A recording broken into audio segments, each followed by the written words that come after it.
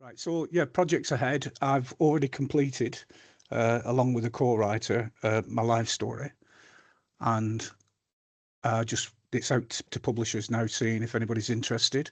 I've had some good responses. Some people have said it's an excellent book, well written.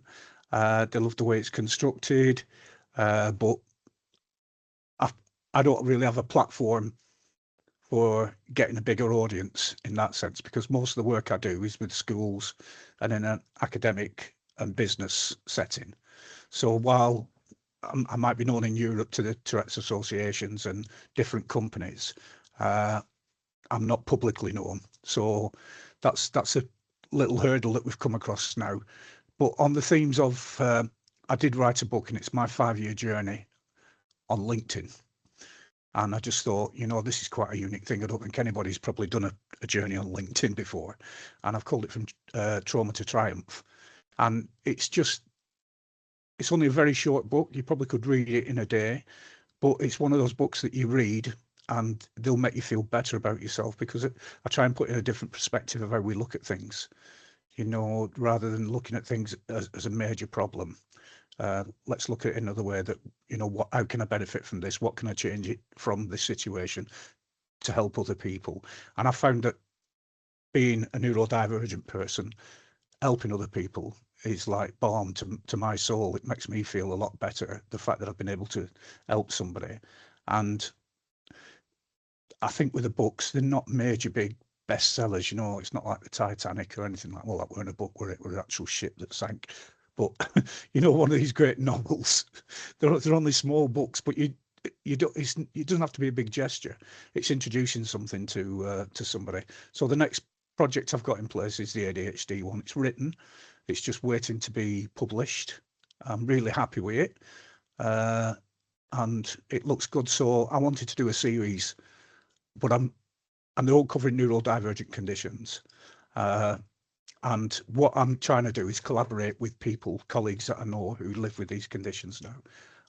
So, got ADHD, OCD, uh, autism, and one that I really would like to do is my co-occurring conditions. But the problem I've got at the moment is, how do I make that application to young people, to children? What is a co-occurring condition? Uh, it's getting the right terminology, and also doing the right research, and getting, I want to get it right. But I think it's an important one, that one is, because there's a lot of young people who live with co-occurring conditions. They're not usually standalone diagnosis. So I think it's a subject that has to be covered. So that's one of the future ones in my book, but I've not done it yet. Right. So, and another thing that I'm doing with these books is putting tips for teachers at the end, what would help in class, and also for parents. For me, if I ever got sat next to a window as a child, that was the biggest mistake they could do. Time travelled, from 9 o'clock till 10 o'clock in a minute. I'm like, oh, I haven't done any work. And I don't even know what I was distracted by. Just mouth open and just a glazed eyes. But yeah, simple things like that, that could be put into place in the classroom, like saying they do this every single day. They're not getting the work done. Why they're not getting the work done? They need more. They need to put in more effort.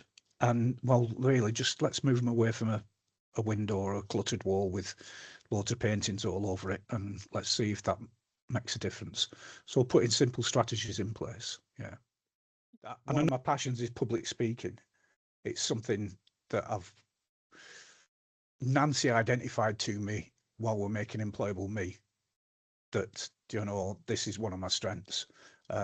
This is something that you should really work towards if you feel comfortable. And I have. It's not been easy, because I think, how can someone with Tourette syndrome be a good public speaker? But the thing is, when you've got the passion behind it, it's another one like the creativity. It lessens and gives me respite from my tics.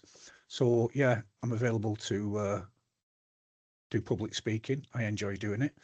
I've gone from like someone who struggled leaving the front door, going on public transport, to a person now with the right support in place.